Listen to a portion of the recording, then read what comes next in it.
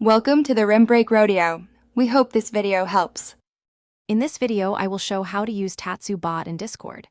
Open your Discord server, confirm you have managed server permission, then invite Tatsu and grant the permissions it requests. Create a dedicated bot channel and assign a moderator role to manage commands and cooldowns. Test basic commands like profile, reputation, and pets to confirm the bot responds. Keep settings consistent and use role restrictions to prevent misuse and clutter. Open the bot channel and try core commands to familiarize yourself with Tatsu features. Start with profile to see user stats, then test rep to reward members and encourage participation. Use daily, work, and hunt commands to earn server currency and keep players returning.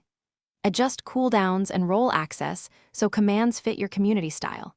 Teach new members which channel to use and pin a short command guide for quick reference. If you are finding this video helpful, please subscribe and like to support future updates.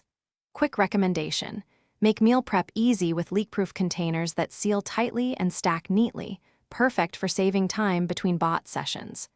I laugh that they keep my snacks safe even during long moderator meetings, so they are worth a try.